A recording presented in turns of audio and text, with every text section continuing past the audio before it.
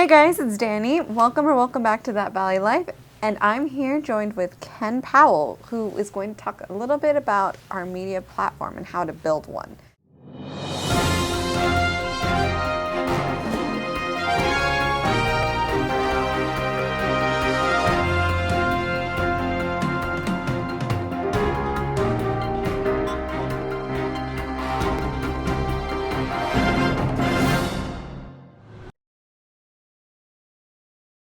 Thank you so much for joining me today, Ken. I'm excited to be with you, Danny.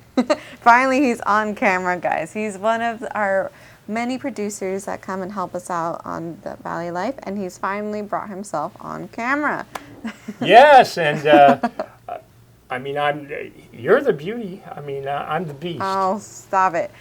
Okay, well, fair enough. So today, what I want to talk to you about is that every small business should have their own media platform, right? Correct. And I think a lot of people say, well, I really am not, I don't have any expertise in this media business, right? In terms of Facebook, and they may have Facebook and Instagram, but when it comes to LinkedIn or YouTube, they say, well, I'm not really into that. Do you run across a bunch of people like that? I do. Just like our friend Sheila, that's what she said. She told me, Ken, I'm really not a YouTube person. And I'm thinking to myself, YouTube is a platform that everybody can identify with. But more importantly, it's very easy to move it from a YouTube video to an Instagram video to a Twitter video and a LinkedIn video, all off the same video. And a lot of people don't know that. I know a lot of people don't know that.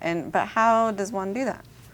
Okay, well, what I've done is with, I work at KCAA radio, right? Correct. AM 1050, 102.3 FM, and 106.5. And what we've done is we've developed a program which we call the Mini Radio Show. So how it works is like this, is that you buy in for 1 week out of a month for an hour, and then you basically do between 4 and 5 videos that we put on YouTube. And then from those YouTube videos, then we put you on all the other platforms as well, including 14 podcasting services. Now, you're going to ask yourself, well, why wouldn't you just do podcasting, right? A little bit, because it sounds like it can be also just on the podcast. So why is it so important to be on the YouTube? YouTube is really a platform that works best with radio as opposed to podcast, because it has the visual as well as the high definition of audio. When you're dealing with and this is nothing against podcasting, but podcasting, how many people do you think actually listen to the average podcast? I would say not as many people that would watch like a regular video that they can see. Right. And so when you take a YouTube video and you add it to a radio program, you're basically reaching out to about 80,000 people. Really? Yes. Now, the average podcast has your mother, your aunt, possibly a couple friends, because you have no audience.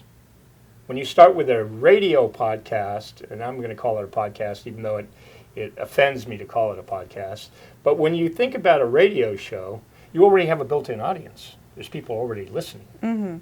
With a podcast, you have to go out and get an audience. Yeah. So it works really well for somebody who is in radio or who is a celebrity or whoever, and you say, well, look, they've got millions of listeners. Well, if you're Howard Stern, you're going to have millions of listeners, right? And if you're Joe Rogan, you're going to have millions of listeners. But you're not. You're the local person. And they're going to find it almost impossible to find you. Working with us at KCAA, you automatically go on iHeartRadio and 13 other podcasting services. So they have the ability to find you. But more importantly than that, you have a schedule every month that you're going to do your radio show. Now you say to yourself, well, why would I only do a radio show one day a month? And the reason is because you're going to take that radio show and you're going to chop it up into multiple YouTube videos. Mm-hmm. And then you're going to put those YouTube videos on your YouTube account. And what happens is people look at it and they say, hey, yeah, you were on the radio. And you were once a month. But nobody knows that. Mm-hmm. I feel Doesn't like that you make sense? lose part of your following if it's just once a month. Right, right. But you're going to still get lots of people who are going to listen to you once a month. Plus, you're going to be on YouTube, and the YouTube viewers will start building up. Mm-hmm. And So that's then really- you start building the platform. You got it. You got it. And it's so simple. And everybody says, well, yeah, Ken, that's going to cost a lot of money. Right? That's the first thing in people's minds. Oh, if I'm going to be on the radio, it's going to cost me a lot of money. And besides, radio doesn't work. First of all, radio does work. And second of all, no, it will not cost you a lot of money. You're looking at $200 a month. Just to buy the equipment for an average podcast is anywhere from $3,000 to $4,000 to get that high quality audio sound that you would get on a radio Wow. program. And on top of that, you have to have a facility, Mm-hmm. right? I mean, a lot of people do their podcasts in their bedrooms, right? Yeah, and that can only work for so long. Exactly. Somebody, the dog starts barking, all these other things come in the way. And the second thing is, the reason why a podcast, not that it doesn't work, is that you have to be consistent. And with a radio show, if you have a radio show on Sundays at 2 o'clock, you need to show up at 2 o'clock. With a podcast, you go, oh, I don't really feel like it. I'll do it next week, or I'll do it this week or that week, right? There's no accountability. And accountability is like the number one thing.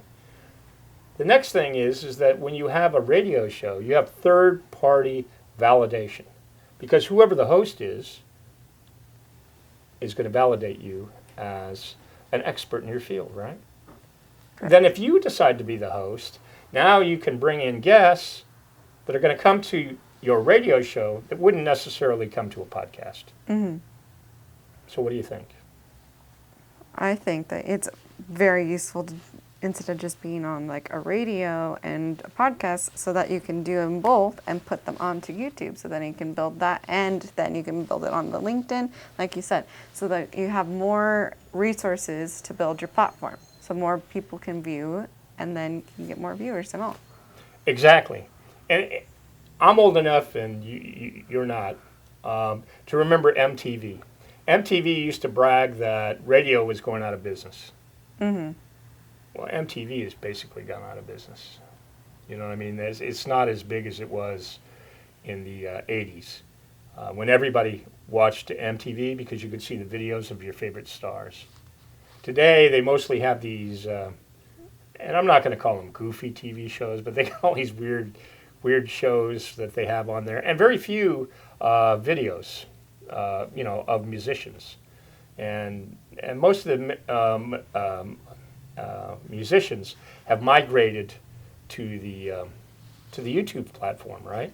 And then also to various other platforms, including what's the big one for music? Spotify? Spotify, yeah. So they've all migrated to Spotify, to YouTube, and now the big one is TikTok. Correct. And the question is, how much information can you give to somebody in a TikTok video? How long is a TikTok video anyway? It's normally around 30 to 60 seconds. So basically a radio commercial, right? Mm-hmm.